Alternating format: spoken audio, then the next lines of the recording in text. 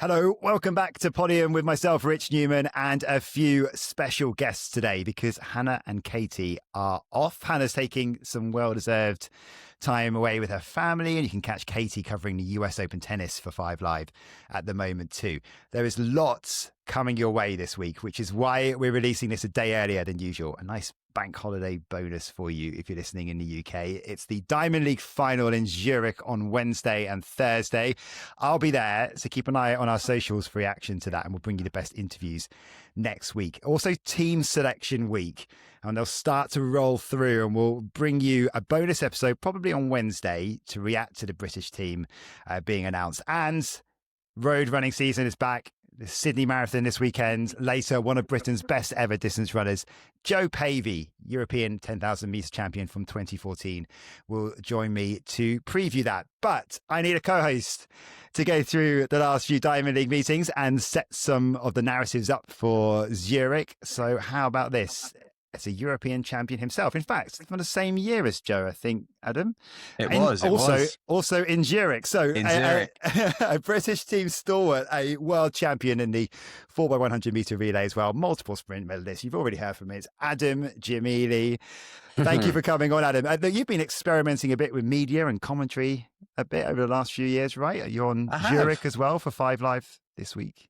I am. I'll be doing the Diamond League with 5 Live on the BBC, which would be good. I did the Olympic coverage for TalkSport last year, which was a very new thing for me, very much out of my comfort zone, but enjoying talking about athletics and selling the sport, and that's what we're here for, to show the world how brilliant our sport really is, and there is always something for everyone, and to build the stories of the different athletes. And that's something I've been on many teams for many years.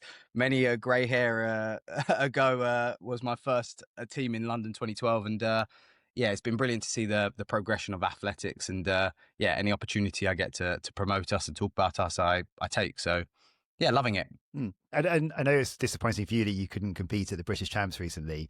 So where are you at fitness-wise? What sort of season has it been for you? It's been a bit frustrating, I imagine. It's been a frustrating. It's been a good season, I'd say. From where I was physically, mentally, I've battled back. I've really got myself into good shape. The times were coming down with each race. Season's best. I was getting more and more competitive. I got picked for the European Team Champs, and I ran at the London Diamond League. I ran faster there, which I was really happy with. And then my Achilles just was really sore, and then I got a little scan on it, and it turns out I've got a little tear in my Achilles tendon, which sort of has written off the rest of my season, which is devastating, really, because I really believed if I could compete. I'm always a championship performer. I love competing. It doesn't matter how fast you have gone into a champs. What matters is on the day, can you beat me? And I know I'm a tough competitor, and that was the hardest thing. But I'm taking a little bit of time to recover, rehab, enjoy, learn a lot more about our sport and the media side of it, and hopefully enjoy some really good athletics out in Zurich and Tokyo as well. So we'll see and enjoy the rest of the summer. Yeah, and I guess there are big goals next year, aren't there? You've got the Europeans at home, you've got the Commonwealths in Glasgow, which is almost like being at home. So there are some big goals to look ahead to next year.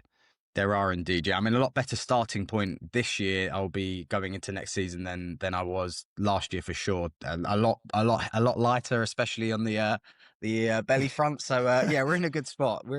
It's just the mind has to be ready. If the mind is strong, the body will follow. So I've just got to keep myself mentally sort of prepared and ready. And I'll be absolutely good. Yeah. We'll hope to see you back next year, and I think we're all behind you with that, because you know what, you've been around for such a long time, and you look at your very long time, too long. You're only 31. Yeah, I know. It's just, honestly, some people say that to me, and I thought you retired. And I was, how old are you? I said, I'm 31. Oh, you're only 31. But for me, because I've been on pretty much every team since I was sort of 18 years old. It's sort of, people are a bit sick of seeing my face, really, and which I don't mind. I'm used to it. I love what I do, and I'll do it for as long as I can physically, and until that day comes, then I'll just sort of disappear quietly into the background, and people go, oh, I remember that sprinter Adam, what happened to him, where did he go? And I'll just be getting really fat somewhere, enjoying a beer or two. Trying to talk about athletics. So No, you still got loads of years ahead of you. thank you, mate. Let's have a look back and ahead. Yes. So a little while as we record this since Lausanne and Brussels, but we are going to sort of go back and sort of pick out some of the best performances and weave that into a bit of a preview for the Diamond League final in Zurich, because they kind of all cross over a little bit. So the caveat is we're recording this and the Diamond League final start lists have come out, I think, about 20 minutes ago. And yeah, been scrabbling. We've just been looking through it, just pre-recording, just trying to have a look at the events. And, so it'd be quite fun going through that, I think, and just sort of picking out the best bits. I mean, we know what some of the biggest narratives are. We're going to come to it a little bit later on. Yaron Naguse is probably the big one. You know, he has to win the 1500 meters to qualify for the World Championships after missing out at the US Champs. So we'll come to that a bit later on. He's in the start list and we'll see who's going up against. No big shocks in terms of withdrawals. I think pretty much looking at it as we expected, but we'll go through it in a little bit. So it makes sense to start with the sprints. So yes. 100 meters. Let's start there. Start with the men's 100. Okay. Let's go back what to. A year. I know, right?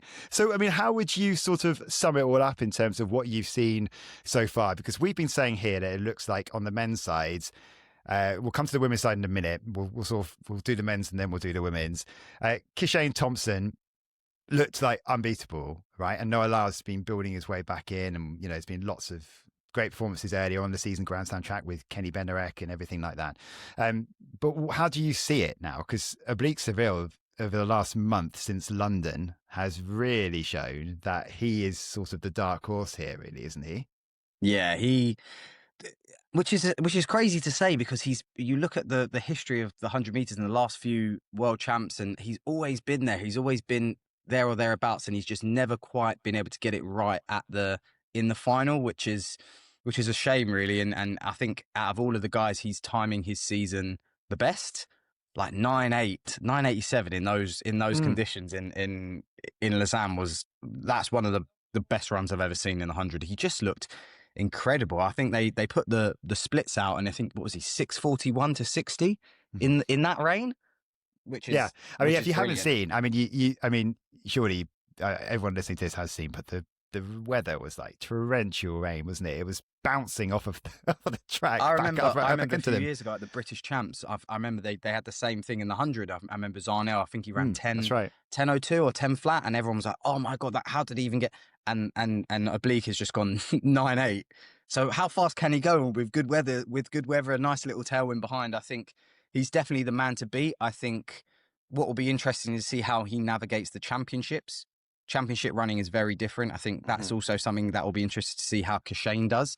I think people would have sort of given him the Olympic title last year, looking at how he sort of performed throughout the season and especially in the heats and the semi. But the one thing I will never count out is Noah in a final, and that guy knows how to compete and he knows how to win. He knows how to manage his body. So it'll be an interesting one. And also, yeah, Kenny was very, very, very good early on in the season. And like I said, it's not about how fast you run early doors. It's about what happens at the championships. And I know he'll be working very hard back in Orlando with his group, trying to get ready for this championships in Tokyo. And again, Tokyo, it's a long way to travel. Who's going to manage their body correctly? That jet lag, honestly, I've been to Tokyo a couple of times, and competing out there is very, very brutal with the weather as well, the heat, the humidity. So it's going to come down to a lot of factors, I think. I was looking at some of the weather forecasts. I'm going out there as part of the World Athletics commentary team. As the three of us are, myself and Hannah and Katie. And yeah, I looked at the weather, and it said 35 degrees. So I tapped on that, and then it said feels like 47. Yeah. Honestly, what does that even feel like? I remember going there in 21 for the Olympics. I remember you walk out and you're just sweating like instantly, and you're so dehydrated, and then you're trying to drink loads of water with electrolytes, but you don't want to overhydrate. You don't want to be weeing every second. Like it's a really hard thing to manage. And I think sports science will play a massive part in that, and who's got a good plan and good prep going into it, because it will be completely new for all of these guys, every single one of them, and 3 rounds of the 100 meters is going to be, yeah, it's going to be tough to manage when they said people are running 9.8s in really rubbish weather. I think you're going to have to run very, very fast to make that final. So I'm hoping we can get a couple of Brits in there as well. I think Zarnell, obviously the main man to beat, but young Azu just qualified, which is good. It'd be interesting to see who they pick for the third, if they pick Louis or the British selection is also something that I'm very interested in, and maybe we could talk about. But it's it'll be fun to see who they do pick and how they manage their bodies. Yeah, there are some interesting sort of subplots there, aren't there? Because we're going to find out over the next few days who is in that British team, and there are some sort of contentious decisions to make. I mean, we talked about Jeremiah Azu there. I mean, because he obviously he came second at British Champs, but didn't have the standard yet, and then he's been trying to do it, and he did it. He managed it. He achieved it last week, didn't he? In Stratford, he got it at Stratford. Which is great to see, because it would have been mad not having the world and European indoors champion from this year at the World Championships. That would have been crazy, wouldn't it? But it's good to see him there. I mean, about those two, where do you see their development in terms of where can Azu get to? Maybe what's his limit, do you think? And in terms of Zarnell, you know, do you sort of look at him more as would you pick him more in the 200 in terms of a medal hope in Tokyo? I think this year, I would say so, but I think Zarnell, you'd say he'd be disappointed with anything less than a final. And he actually, I think, when he gets it right, like I don't think he had a great start when he raced in Lausanne. And I think if he gets a good start, if he catches one, his top end speed is what some of the best, and he is able to keep his form so well. I think he can definitely push for medals, but 9.8, like he has to be at his best, and I know he'll be working super, super hard. Azu, Jeremiah, we actually lived together. We used to live together, train together, and he's one of my good friends. And I'll tell you one thing about him: he's always confident. Like he will go in believing he can go and win it. And you have to, if you're an athlete in track and field at that top level, and you go into a world championships not believing you can win it, you've got no chance. Like you have to really believe that, even if people go, he's so far off of it. So I think for him, realistically, if he can get himself in the final with his start, if he catches a good start, he puts everyone else under pressure. And when he gets it right, he can get his feet down so quick and do some really, really serious damage. But yeah, I think if he can get himself into the final running super fast, a PB would be nice. I think anything could happen. So Zarnell in the 2. That 2 though, it's competitive. I think realistically to medal, to win, I think you've got Noah running 19.6, 19.5. Tobogo can do that. Kenny can do that. Zarnell might have to find maybe a 10th or 2 to really get himself into that mix. So I think he can definitely be challenging. It depends how he runs the bend. He's always a little bit conservative on the bend and saves it for the home straight. So I think if he really hits the bend hard, he can high step home, and he's fit and strong enough to hold that. Mm-hmm. Before we move on to the 200, in terms of what we're looking at in Zurich and a little bit ahead. So the 100 meters, the start list for Zurich, that there is none of those men that we've been talking about are in it, apart from Jeremiah Azu. So he has got a lane at the Diamond League final. So that's a great way for him to look into Tokyo. But there is no Shane Thompson. There is no Noah Lyles. Lyles is going to be in the 200. Tobogo is also going in the 200. We'll come to that in a moment. No oblique Seville, so he's getting some training in before he goes to Tokyo. So I mean, if you were to put pick the podium for the 100 right now in Tokyo, if it was to be right now, I mean, you're talking about someone like Lyles, who notoriously has a tricky start, but somehow manages to sort it out right at the right moment. You've got Seville's probably starting better than anyone else, and you've got Shane Thompson, who's most consistent all the way through the race right at the moment. So are those the top 3? Does Ben get in? My top 3, honestly, I would say Kashane. I think it's Kashane's race to lose. I think the way he starts and how powerful he is, he puts people under pressure. And I know Oblique he's a fantastic athlete. I think he's going to win multiple medals over his long career that he's going to have. But I think if Cashane can really put it on him at the start, I think Oblique will struggle with that. I think it will be Cashane, Oblique, 1-2. I'll probably put Cashane ahead of Oblique, and then that third position is really open. It depends on Lyles. He looks like he's been closing really, really fast in the sort of late stages of the 100. So, but yeah, like I said, Kenny, never count this guy out. He just the smoothest runner I think I've ever seen. Honestly, you see, he looks like he's putting in no effort, but he's just absolutely flowing. So, yeah, I'd probably say the two Jamaicans, and then you can pick either Noah or Kenny for that bronze medal. So, but yeah, Jamaican 1 and 2 is for sure what I think. Yeah.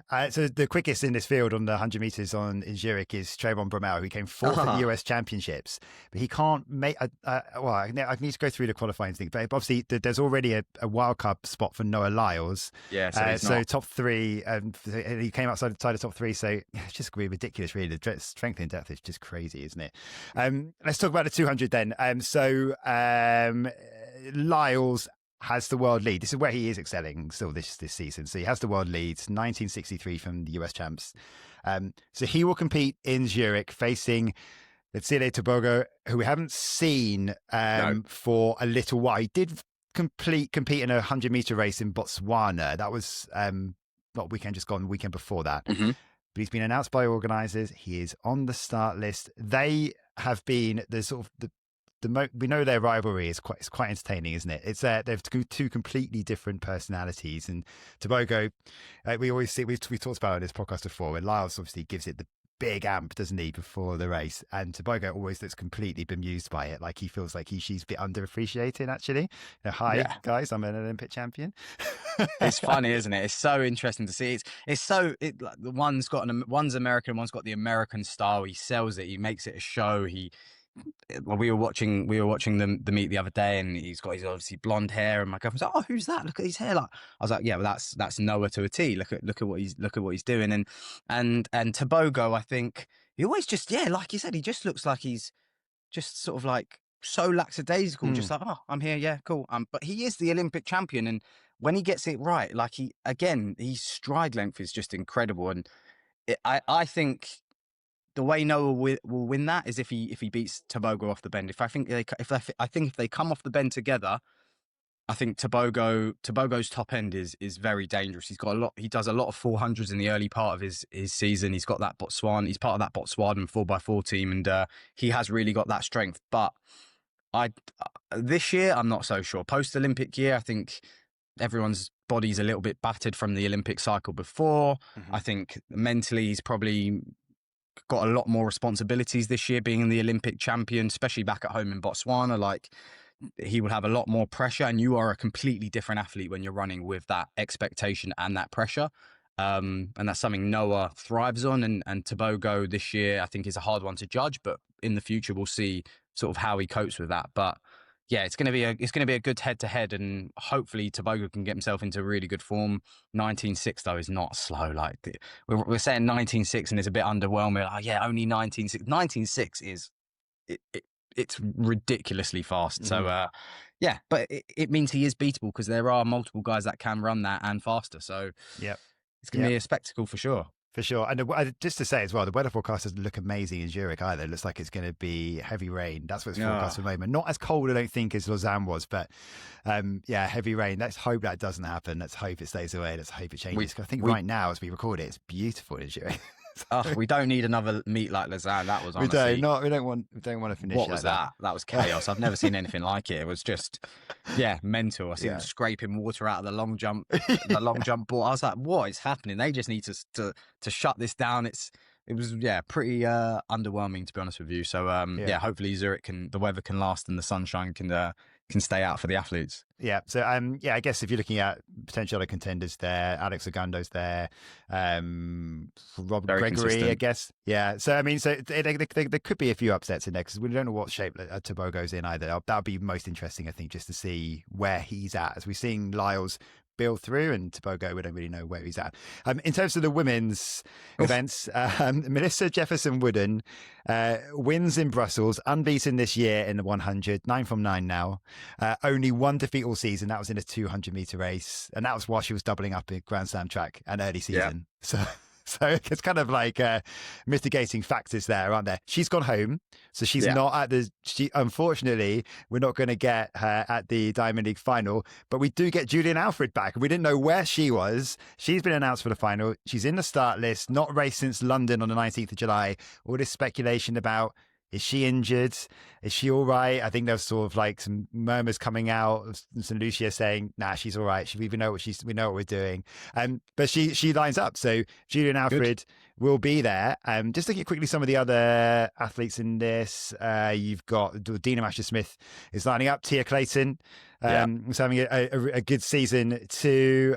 Joshua Sears, Jose Talu-Smith, who's Talu's in there as well. Yeah, always. Zoe Hobbs from Tia Clayton, it's a good, younger. Not bad, is it? This one's it's better than it's a better lineup than the men's. If we're completely honest, I definitely agree. It's a shame. It's a shame we don't get the main American. We don't get Melissa Jefferson Woodall, but she's managing her season well. She realizes the championships is for her. That's what she wants to win. She's probably made. Okay, she wants to. I think winning the Diamond League it does mean something, but I think for someone of her level and what she's won this year, how many meets she's won, I think she's made more than enough money that she doesn't have to bother about going to the final. I think Alfred, this is going to be her last opportunity to get a high quality racing before Tokyo. So I'm no surprise to see her there. Still 10-7 this season she's run, which is no slouch. I think she's an incredible athlete. But yeah, definitely heard a few things about a couple of injuries that she's been managing her body since London. Maybe her training setup. I said that we don't have to go too much into it, but yeah, managing that and how that sort of dynamic works with her group and her coach and stuff. So I think dealing with a lot of behind the scenes stuff, and it'll be interesting to see how she comes out. I think she'll win it. I don't think anyone in that field at her best, even when she's not at her best, can match her. But I think she'll want to run fast. She'll want to put down a time because Melissa is looking phenomenal. She's looking like the woman to beat. And was it 9 races unbeaten, you said, which is just in the 100? Yeah, incredible. Yeah. So you mentioned the training groups and then what's going on with Alfred. We don't really know what's been going on. And obviously Dina has come back from that training group. She's now back in the UK.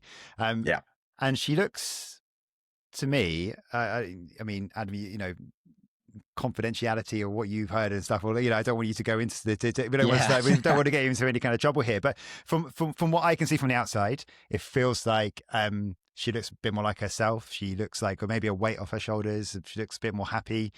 Is that fair to say? I think we're seeing that in maybe some of her performances and times as well. Yeah, her times are she's going to get faster and faster, and she's working incredibly hard. She's back at home. She's got good people around her. She's got her family. She's got her friends.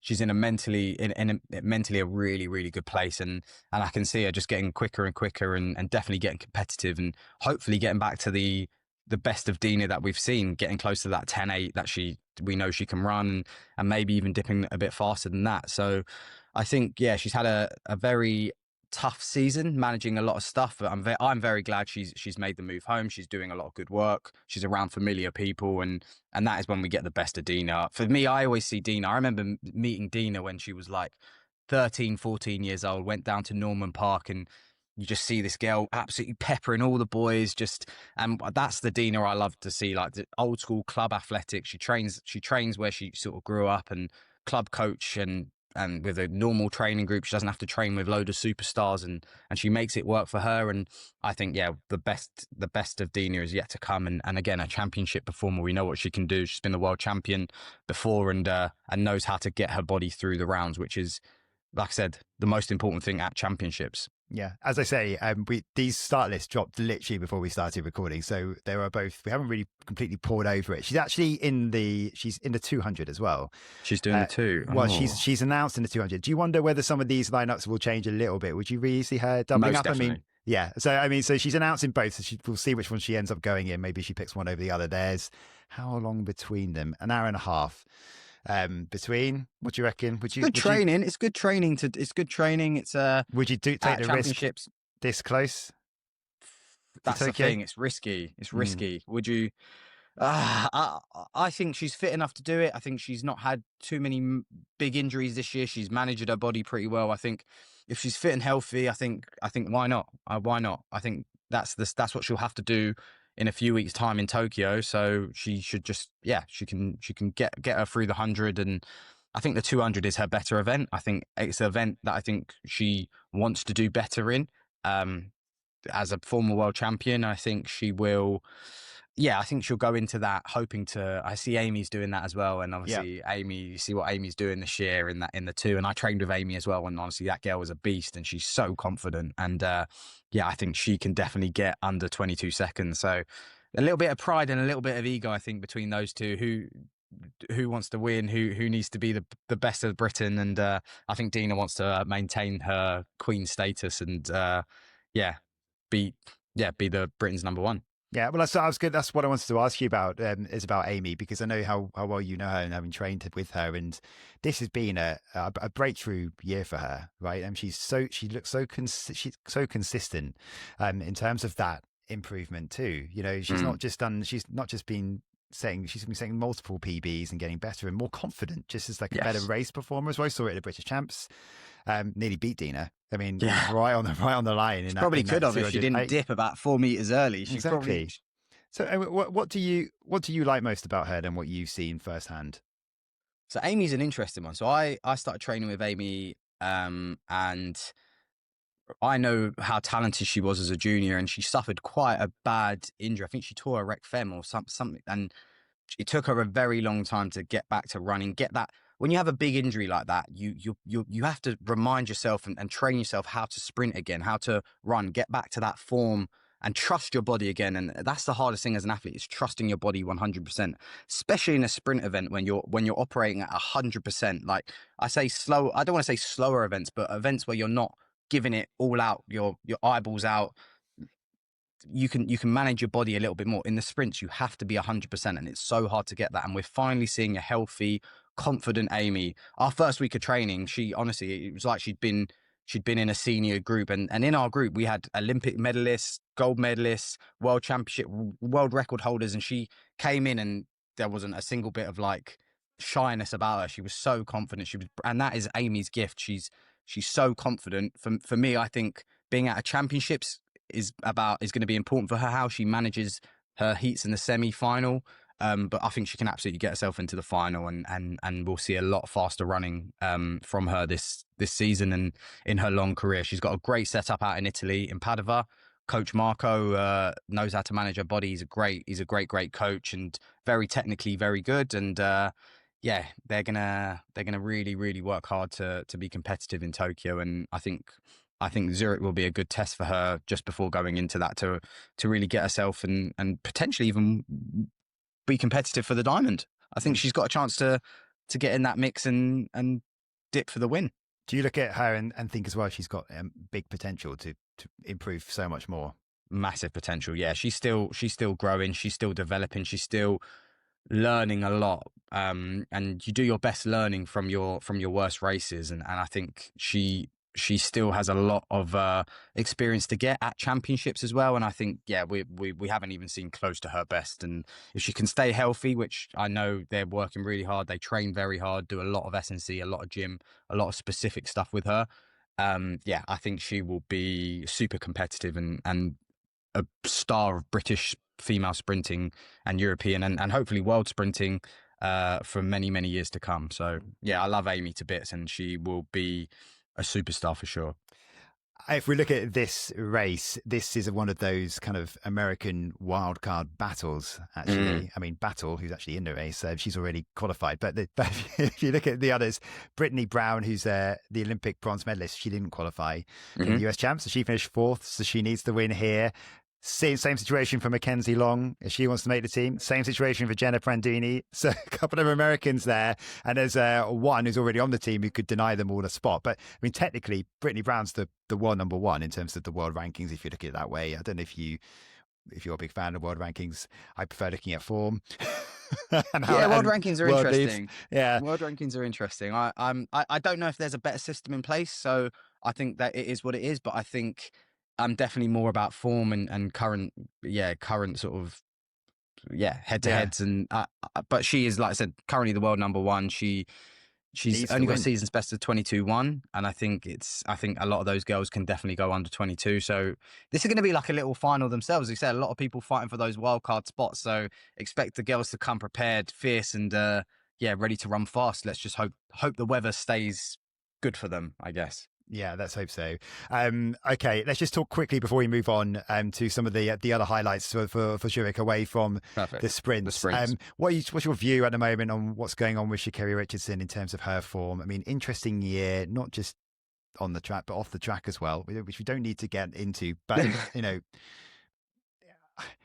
it feels a little bit like time's run out, doesn't it, in terms of playing herself into form? She got a third place in Brussels. No, second in Brussels. She was second in Brussels, ahead of Darren Ater and behind Melissa Jefferson Wooden. But still, time wise, just looking through, she's not even in the top 50 this year.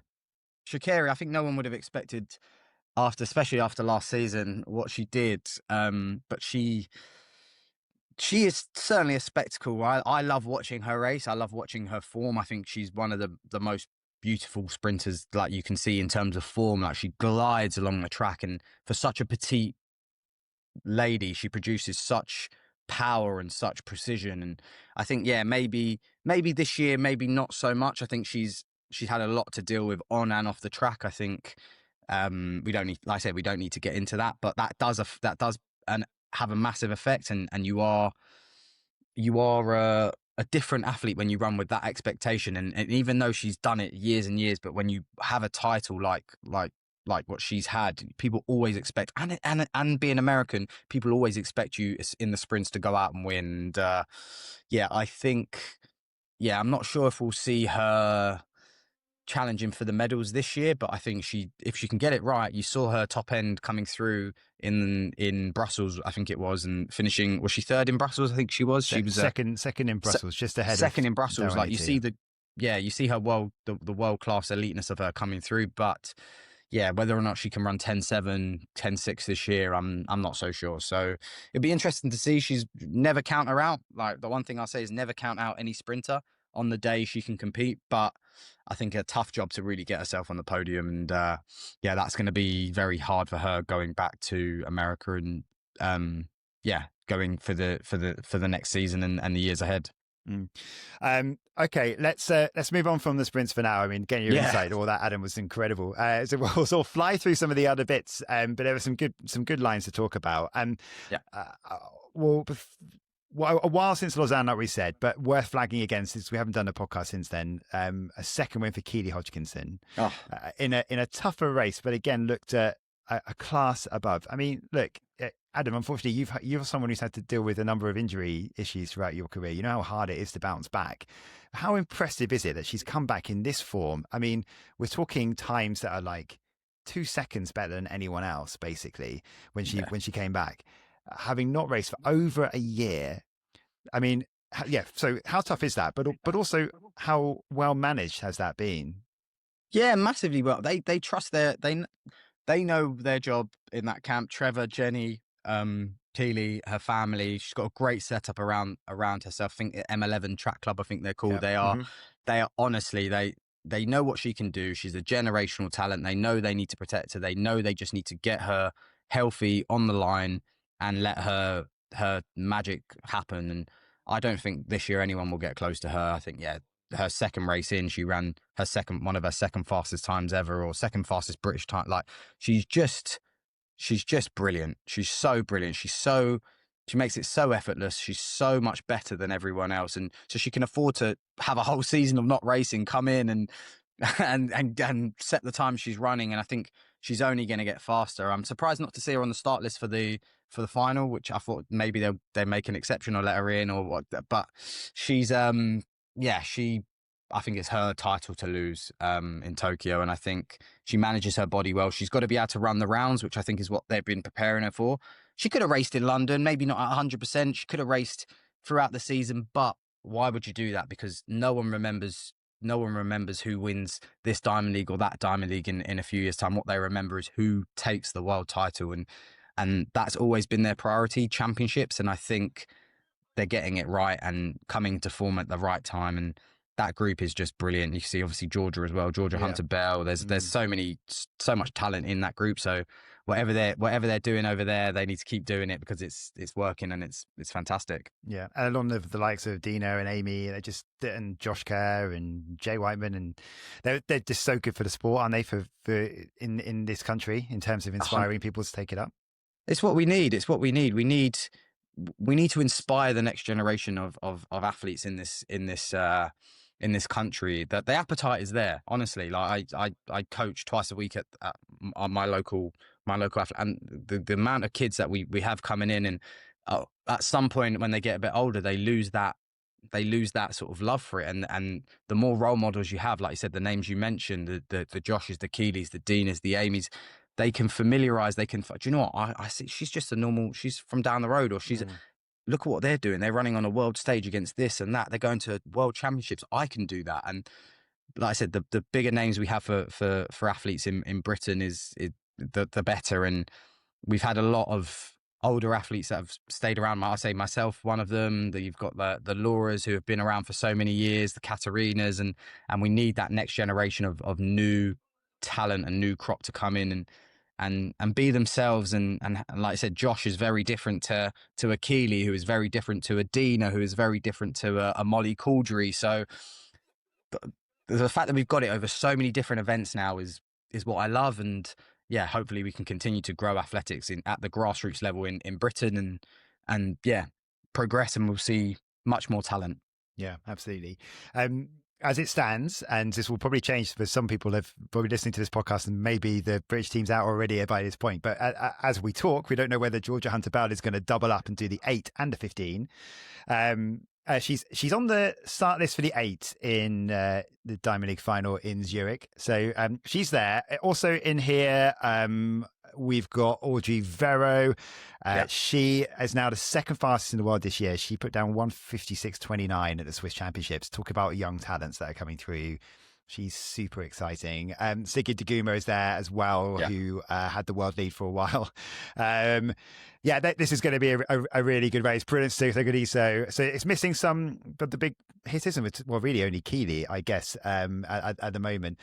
Just in terms of, it's an exciting event, isn't it, at the moment, I think. The 8s and the 15s in the men's and the women's is really exciting at the moment. In terms of, you've doubled up before, like, so I know it's very different in terms of the stresses on a sprinter to middle distance, but how difficult is that to manage in terms of the stresses on your mind as well as your body, and then how you manage your body?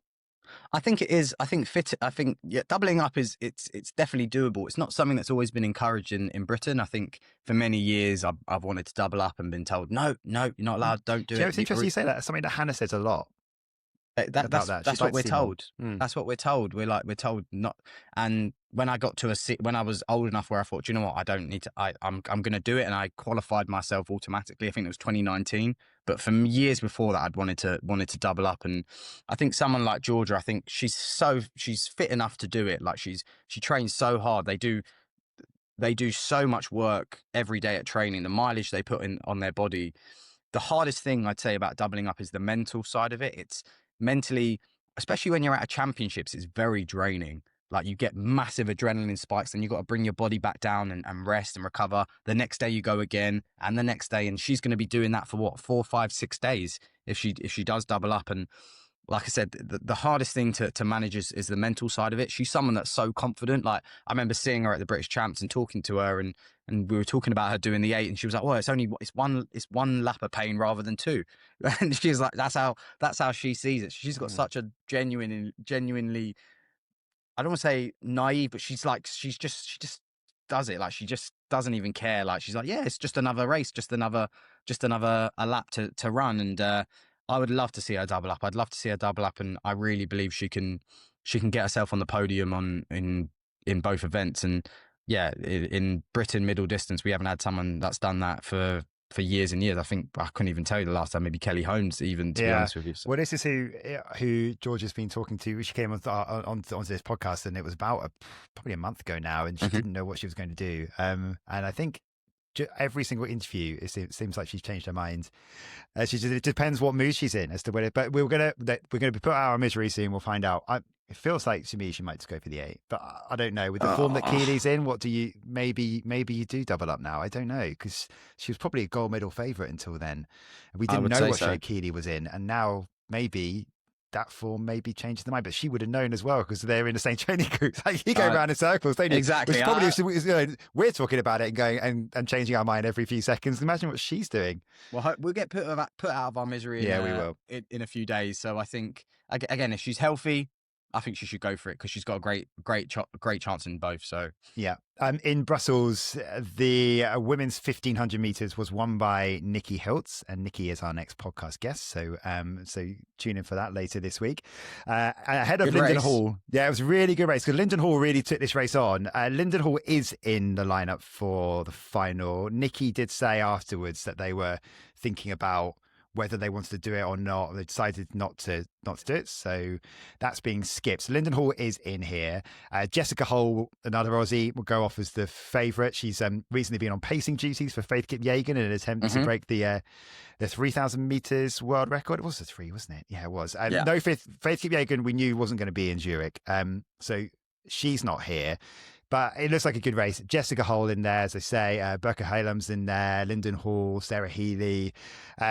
This could be really interesting. It's missing some key contenders, but that could be a really good race.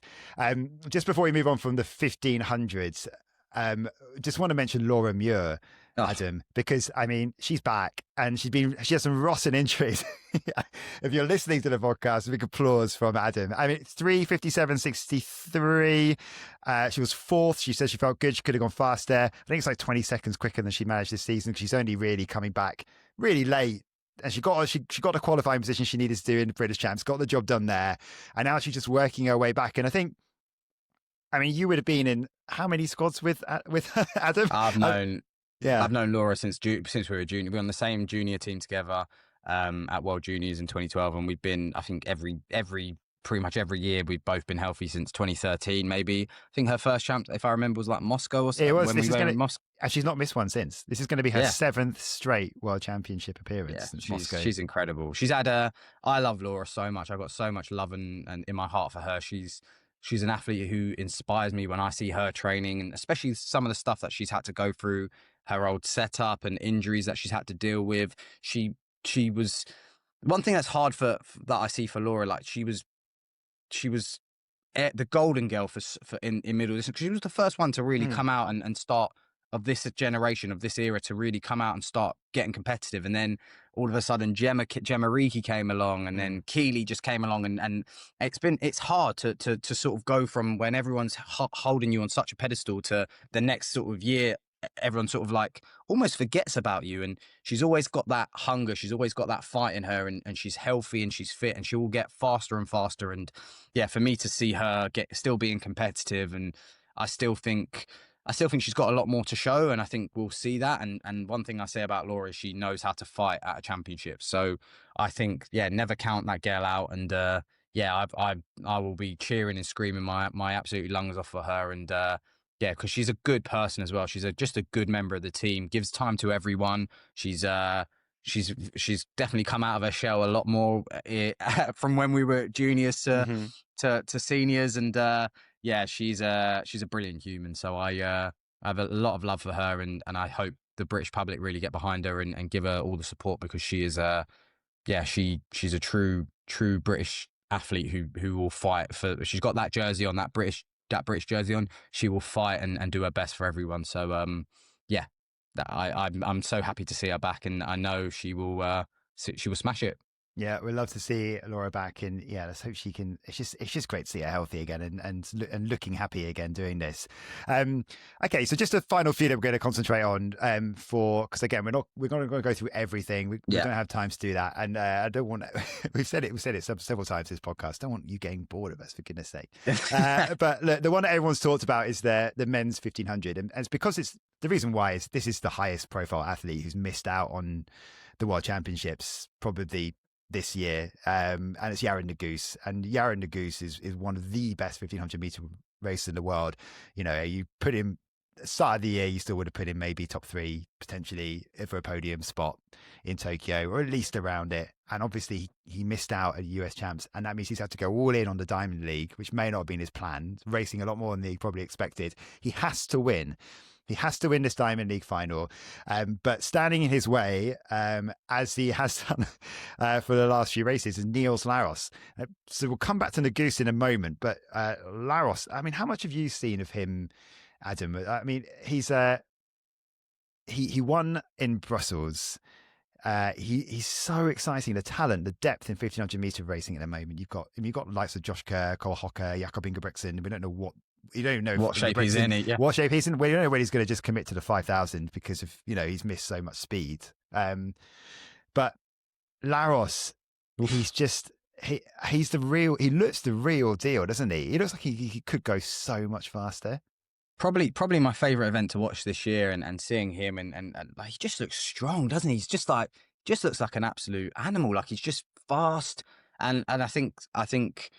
Yeah, for Negus, I think it's tactically. I think that's why it's so good to watch the 15, because it's so tactical. I think on the day, any of these guys can beat any of them depending on how they take the race out. But this kid Laros is just wow. He's brilliant. He's tall. He's strong. He's confident as well, which is what you need to be in that event.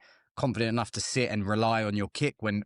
Some of those guys, a lot of those guys are actually very quick runners. You see when they do 200s, I've seen on training camps, a lot of these guys running 200s, these 1500 meters. And I'm like, wow, you guys are actually rolling some really fast times. So all of these guys are quick, and you've got to back yourself to outkick all of them, especially if they sit like they did in Brussels. Like I think Negus is going to have to take it out and just race. Like we were talking before about the tactics and how being a front man or sitting on someone's shoulder, and they're not allowing him to just dictate the race as he wants, and Laros just comes through and just peppers them all. So it's it's going to be interesting, especially to see how he manages championships and when every round has to be quick, and maybe when he's been in a junior or in maybe under 23s, he's been able to control the race a little bit more and preserve a lot of energy. But yeah, running at championships is so different, and you've got to be able to do that 3 times, and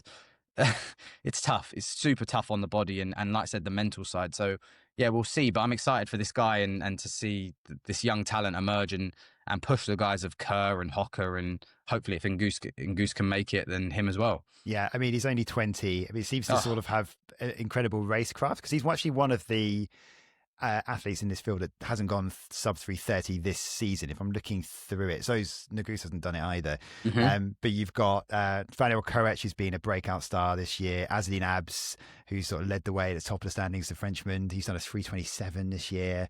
Who else? We've got Timothy Cheriet. We talked about him on the last podcast, saying he's one of these. He's a former world champion that's never talked about anymore. He's unbelievable. It's crazy, isn't it? Yeah, you've got him, and you've got Isaac Nutter as well, who's in there. He's Yes. also done a sub 3:30, but Negus and Laros are right on the verge of it. But looking at their head to head, so I mean that depth is incredible. It's not just about Negus against Laros, but it's just the narrative at the moment is that Negus has to win, and Laros, Negus has a 7-2 head to head, finishing ahead of Laros, but not the last 2 races. Laros this year, the only races this year, they've raced each other twice.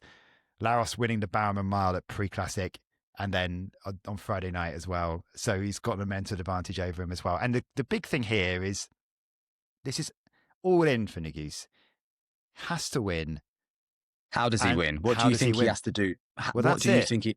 Go on. Well, we've talked about it. We've talked about it before we came on air, didn't we? And we also, I mean, we said it on the podcast recently, but it feels like the tactics have changed this year in terms of it's a bit complicated with Grand Slam tracks. He has to run some 800s. He got some good speed in there as well, but we weren't really seeing the real Yaron Negus at the start of the season. But I think at that point you're kind of like, they're all playing around with something new. You don't expect to be at your best at this point of the season. You want to peak for Tokyo in September, but he has to do a lot more front running over this past year, and it hasn't worked out for him at all. And he's doing all the work, and then right at the end he's being pipped, and it really, I mean, it just blew up from completely the US champs.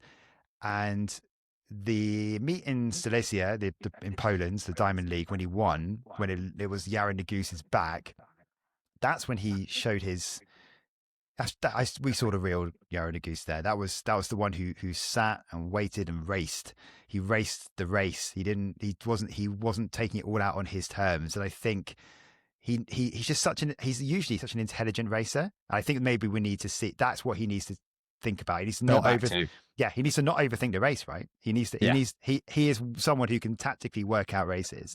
And that's not to say he's super fast. He broke a world record earlier this year, only for Jakob Ingebrigtsen indoors in the mile, only for Ingebrigtsen to go and beat it again days later. So it's not like he can't run out hard but as a front runner, but I just think his strength probably is sitting and then just accelerating.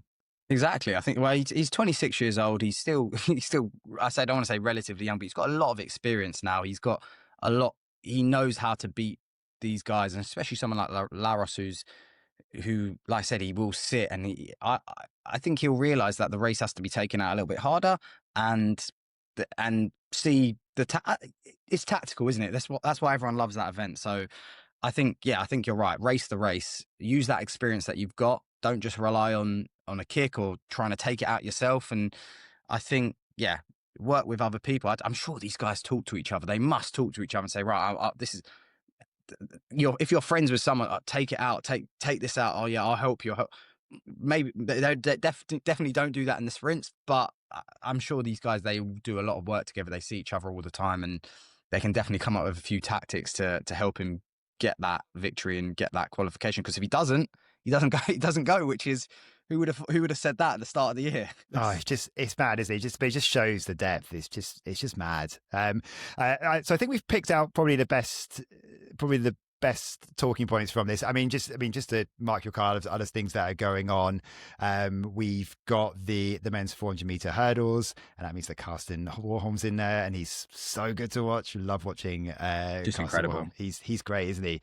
The men's 800 meters. I don't know how much you've seen on the men's 8 this year, Adam. Quite a lot, to be honest with you. Emmanuel Wanyonyi and Marco Arope, and also we've got. There is another line here. Josh Hoey, another who missed out. I've trained with Josh, I've trained with him. Okay, when I was based out in America, he was doing, and we did I think 250 session or 300. The guy, he was a lot younger. He was but very talented, and be interesting to see how he attacks this race as well. Taking it out, how fast he takes it out. But yeah, very, very quick as well. Very, very quick. I remember doing some 300s with him and getting out, and I was thinking, why is he still so close to me? What's going on here? So the men's 8 is definitely a spectacle, and I'm excited to actually watch it as well. Yeah. So he's got to beat Marco Arope, Emmanuel Wanyonyi, Bryce Hopper again. It's Max Bergin. That one is stacked, isn't it? That really is. He has looked good. He comes into this off the back of a recent win, but it's a difficult one. Let's just quickly flow through some other bits though, just so you know. So it actually starts on Wednesday night. There's a street event, so you've got 5 events going on in the fields. So you got the men's and women's shot, the women's high jump, the men's pole vault, and the men's long jump. The women's pole vault is in the evening on the Thursday inside the stadium. There's no Molly Caudry in that one, but Katie Moon, who cleared 485 recently in a recent Diamond League. I think that was in Brussels, wasn't it? There's so many Diamond League meetings to catch up on, aren't there? It's just sometimes you get the one in Lausanne was rained off, wasn't it? So in the end, I think mid-competition. So that was where Moon equaled Caudry's world lead. So Moon will be there. But on Wednesday night, as I say, men's and women's shot, women's high jump, Mondo Duplantis is in the men's pole vault as he goes for that world record again of 6:30 is the next day, with Emmanuel Corrales is also in there. We've seen he's been brilliant this scene as Corrales. So that's good to see. And the long jump actually is pretty stacked as well. You've got Tintoglu in there with Ahammer and Adcock and Fulani. So, have you ever had an opportunity, Adam, to go to these the street events and sort of I never have, No. That's something I'm very excited to do now that I'm sort of towards the back end and maybe stopping and getting. I want to see the atmosphere. I want to see, because you go back to the hotel and the meet hotel and you chat to the guys that have done that, and honestly they just rave about it. They say it's brilliant, look how close everyone is, and it brings such a new dynamic to athletics. And the street events that they used to have in the UK, I think it was Manchester and Gateshead, and I want to see more of these. That's a way to it's a really good way to show people how athletic these guys are when you actually see it in person so close, and you see I don't know, pole vault, how high they go, or how far these guys are actually jumping in the long jump, or how far they're throwing the shot. I'm very excited to see it live, and yeah, I think it brings a very new sort of spectacle to athletics, which you don't always get inside of a stadium. Yeah. Let's take a break from track and field because road running season is officially back. The Sydney Marathon takes place this weekend. It's the first year that the Australian city has Abbott World Marathon Series status, so the 7th in that list now, after passing all the tests to get there. And as such, there is a stellar field assembled. Let's bring in Joe Pavey, world medalist, European 10,000 metre champion. And Joe is the person who brings all the insight in our commentaries for TNT Sports and Eurosport. It makes me sound a little bit better than I am. We'll be calling this race for the UK and the rest of Europe this weekend. Joe, it's great to see you, and it's good to be back, isn't it? Yeah, no, definitely. I'm really excited. I must apologise if anyone's looking at my decor here. I'm in my caravan to keep away from all the noise in the house, but dodgy orange curtains here. But yeah, thanks for the intro, Richard. You're amazing at what you do. I don't think I'd say that I'm the one that keeps the expert knowledge going. You're definitely the one doing that. But yeah, really excited that it's the start of the marathon season. Starting off with Sydney, so exciting that it's got the Abbott World Marathon Majors status. Really exciting for the city, really exciting for the sport to have a race in the southern hemisphere of the marathon distance, getting the marathon more global. And yeah, I think it's exciting times and a great lineup that we're about to discuss. Yeah, and it's if we talk about the race itself, because for people that may not have seen it before, it has a brilliant finish at the Sydney Opera House, doesn't it? But this is a really tough course. I mean, do you remember when we first commentated on it, and the wheelchair racers were really struggling up some of the inclines? I don't know if you remember that. Yeah, like, almost wheeling back down. I think they've changed some bits of the course. It's basically it's modelled on the Olympic course from Sydney 2000, but it's really tricky. It's a big test. This is not a flat and fast route.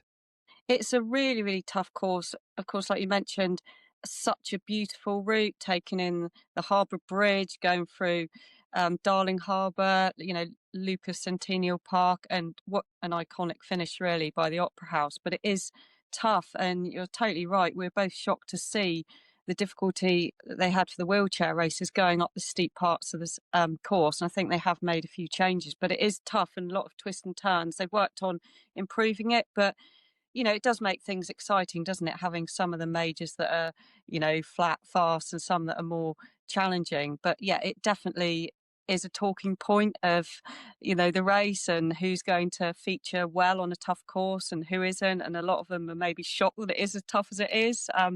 But, I'm sure we'll go on to talk about Sifan Hassan and how excited we are that she's running. And I think going into that Olympic marathon, a lot of people thought not only was it her third, Olympic championship race, but Yeah. it was also the fact that, it's so hilly. Sifan Hassan may not like this route, but she proved everyone wrong. And even with the toughest marathon course we've probably ever seen, she was still the person that was able to win that race. So, Yeah.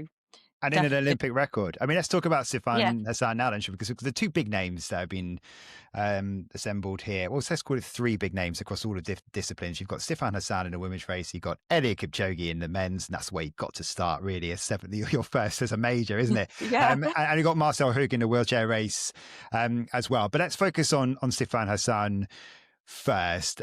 It's her second marathon since London. Didn't look great on that occasion, did she? Again, we were commentating on that for TNT and Eurosport. She came third, faded away. The race won by Tigis Assefa, who was a class above on that day. But like you say, this is a tricky course, and she did manage to really excel on such a hilly course at the Olympics, in that Olympic records. Do you think this plays to her strengths then? Yeah, I think, her strength, I mean, obviously he's on flat courses as well, particularly being such an amazing track athlete. And I think it was more just, a brilliant surprise, really, how amazing she also was on such a steep, hilly course that we had in the Olympic Games. Also, I think that you know, she wasn't able to compete in the Diamond League race that she was Hmm. planning to do in London in the mile. She pulled out of that, said she wasn't feeling great, but I think she is focusing now on the road. But yeah, it was quite a surprise that she didn't perform her actual best in the London Marathon, but she had talked about how she'd really took some time out Yeah, she and did, didn't really she? enjoyed seeing family and friends. And it was really one of the only times she felt that she'd done that in her whole career. Just really thought, no, I deserve some time to really let my hair down a little bit. And she had a good time. She did cite breathing difficulties and maybe hydration issues, but I just think, we should expect that having done so well at the Olympic Games, getting the 2 bronze medals on the track in the 5 and the 10 before being victorious in the marathon, she deserves definitely to have a bit of downtime. And, wasn't it amazing that she won that Olympic title in the marathon less than 48 hours after getting the bronze medal in the Yeah, it's 10,000? incredible.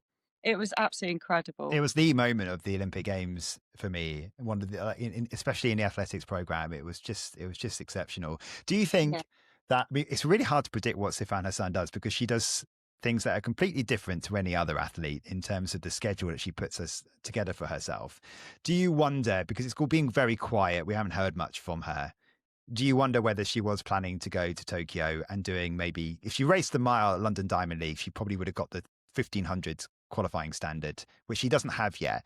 But do you sort of wonder whether we might see her in Tokyo still? It wouldn't be surprised, would it? She's got the 5,000 meter standard. So maybe a couple of weeks later, could you see her turning up in Tokyo? You wouldn't be shocked, would you?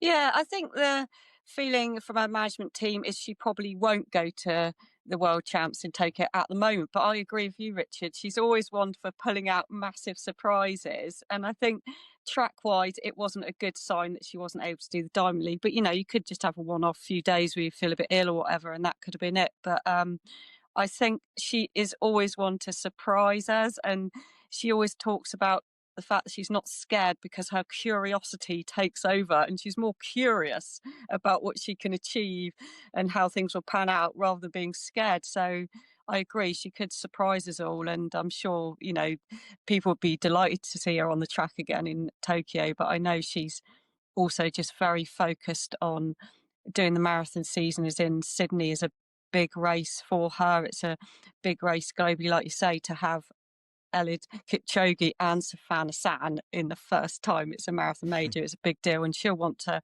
perform well at that, I'm sure. But yeah, you never know, do you? I have to see. Yeah, absolutely. And she's going to face a challenge because if you look at the two who are most likely to test her most, Bridget Kosgei is a 5-time major marathon winner. So she's Yeah. in this lineup. She has raced once in a marathon this year. She was second in Hamburg Mm. behind Workenish Edesa, who is also in this field. She also won in Osaka in January. So maybe you're looking at Edesa as the one who's the real threat here. If you're looking at form across the season. Yeah, and of course, Dessa is the defending champion of the Sydney Marathon, running a 2:21:41 last year, which was an actual Australian all-comes record, which was a fantastic performance. Yeah, you can never rule out Bridget Kosgei, of course, when she broke what was the world record back in 2019, breaking Paula Radcliffe's record, which was obviously a phenomenal record that had stood for over 16 years at that point. So she was someone that really, took the margins down from the outset and sort of paved the way for everyone else to bring the world record down. And she is amazing. She had a few injury problems. She had that nightmare race in London where she thought she could probably get through the race, but was only able to race for about 3 minutes before the hamstring injury that she had had going into the London Marathon had resurfaced. So that was difficult. But if you think the caliber of Bridget Kosgei and the fact that she'd had a good result in Hamburg, she's definitely someone to threaten Sifan Hassan. And I think, we have spoken about what form is Hassan in. We haven't seen her race much at all. We've had the news that she pulled out of the Diamond League and she wasn't feeling great. So, you know, you never know. We always expect her to do well, but yeah, she's definitely got athletes there that can threaten her for the victory on the day. Definitely. Yeah, really looking forward to that one. In the men's race, so Eddie Kajobi's there, still regarded as the GOAT. He was Yeah. sixth in London, 205.25. And yeah, he had to be at Sydney for the first major, didn't he? But we have seen him though struggle on courses that are a bit more up and down. So Paris, we know there was some underlying issues, I think, with him. He came out and said that wasn't in best shape. But we saw him struggle before in Boston in 2023. I think that was the first year where people started to write him off, and then he went and won Berlin later that year, didn't he? But I mean, the history would suggest that maybe this kind of course doesn't suit him the best, but he'll be absolutely desperate to prove those doubters wrong.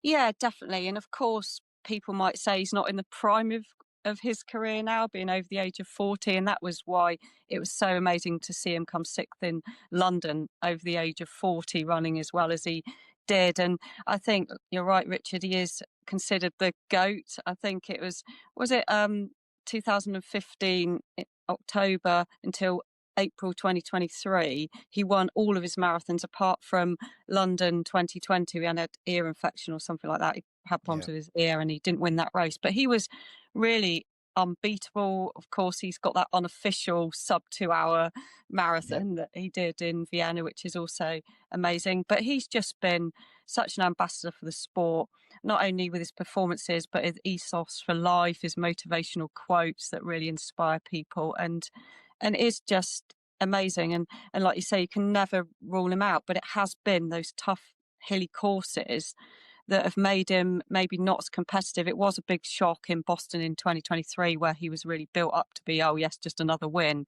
and he struggled. But like you say, people talked about, oh, is this the end of his career? But he bounced back and showed that he's still up there being the best in the world. And yeah, I think, it is going to be interesting what he can achieve. You could see by the way he raced in London earlier this year that he hasn't given up that competitive edge. He wasn't just running round hoping to sort of just enjoy the end part of his career. He was up there being very competitive, and I'm sure he'll be wanting to do that. But what a brilliant situation for the event to have the GOAT there for their first ever World Marathon Majors. So it's going to be extremely exciting. Yeah, absolutely. And if you look at the field that's assembled, he's got a good chance of winning here. I mean, Chepn'getich probably looked to be the toughest challenger to him. He was originally announced in the elite field, but since then he's been announced in the Kenya team for the Tokyo World Championship. So we assume he's not going to be on the start line. So let's just say he's not going to be there. He ran one of the fastest debut marathons in history before, and was third in Tokyo this year and last. But let's say he's not going to be there. If you look at past that, you've got a two-time Tokyo champion Bahani Legacy there. And David Walde, who we've talked about a few times when we've, I remember, Joe, there's been a couple of times where he's lined up in the field and we've said he's a real threat. He's got the caliber to threaten at the front of a pack, but he has flattered to deceive at most races that we've commentated on so far. Best result, probably third at Valencia, if you're looking at some of the bigger races. But do you look at the rest of the field and think maybe it is set up nicely for Kipchoge here? Yeah, it is. Like you say, Walde is a threat, and he has run well this year, winning the Jarman Marathon, I think in January, so it's a long time ago now, but running 2:06:06. But like you say, Valencia is probably his best performance where he ran a 2:3:48. But yeah, it's definitely a race that Kipchoge could still win. When you think of his result early this year, he's still got it there. He's still motivated, still determined, and it will be really exciting to see if he can win another marathon major. That's for sure. Yeah. Okay, so we're really looking forward to that. Many of the main wheelchair racers lining up as well. Marcel Hug, Daniel Romanchuk, Manuela Shah, Susanna Scaroni, Eden Rainbow Cooper for Great Britain as well. So all set up for a brilliant race. And it's going to be on TNT Sports and Eurosport this weekend, Saturday night. I think it kicks off around 9:30 UK time. So you have to do the math if you're somewhere else in Europe to try and figure that out. But we'll be covering that. I just wanted to quickly touch on the New York City Marathon Joe. This is one that you've done before as well. Yeah. It's got a tough end to it in Central Park. The Elite Field was announced this week. Just to run through some headlines, Benson Kipruto is there making his New York debut, the Tokyo champion from last year, Evans Chebet, Abdi Nagay, the reigning champion who beat Chebet in a tight final mile last year. And from a British point of view, interesting debut for Paddy Diva as well. In the women's event, the Boston winner and the 2022 champion, Sharon Lacady, has the best time, but Helena Beery is going to be there. And she's proved before plenty of times in Boston, especially that she's a real threat on a slightly up and down course. But from a GB point of view, Joe, Eilish McColgan is going to be there, a second marathon after her debut of 2:24:25 in London. And that'll be following the Great North Run. So it'd be interesting to see what Eilish can do there. Yeah, I'm really excited to see how her marathon career starts progressing, because that was a brilliant debut, getting the Scottish record. I know she was possibly hoping for quicker, even though it's an amazing time for a debut. But, when you think she's a national record holder in the 10,000 and the 5,000, she's run a 30 dead 86 for the 10,000 meters. She's run an amazing 14:28 for 5,000 meters. She's such a high caliber athlete. She's run a 65:43 for a half marathon, so it does suggest that she's got a much quicker marathon in her. This is obviously a tough course in New York, so it's not necessarily a PB course, but it shows how competitive she could potentially be over the marathon. And when I think of Eilish McColgan, I think back to that Commonwealth Games gold medal that she got in Birmingham. I think it's one of the athletic highlights for me, was watching her win that, and the emotional scenes of her greeting her mum afterwards, and just how amazingly she raced that race. She never gave up. She kept going. And then the final lap, the way she was able to sprint down that home straight for the victory. I think that's one of my favourite athletics memories, was watching her do that. So I'm always excited to see what she does. And I know she can run a lot quicker over the marathon, that's for sure. But whether New York is the place to do it, but it's going to be a chance for her to get out there and compete again in a marathon major against some of the best people. Like you say, Sharon Lacady is a brilliant athlete and did so well in Boston. So it's going to be exciting to see if she's still in that sort of form as well. But yeah, really excited to see Eilish. And I think Jess Judd is also going to be making a debut. Yeah, which was exciting from a British point of view as well. So that's to come in November. Just before we go, Joe, I'm not sure we'll be able to talk about it that much on air, just because of the controversy of it, really. But the first time I've had a chance to speak to you about Ruth Chepn'getich, we were on that race last year. Yeah. I don't know if you remember, like we came off air and just thought, we kind of almost felt a bit frazzled, because you couldn't really believe what you'd seen. Do you know what I mean? But you have to believe it at a time. And the failed test that she's had for the diuretic is not from that race. It's from after, but it obviously raises suspicion about things.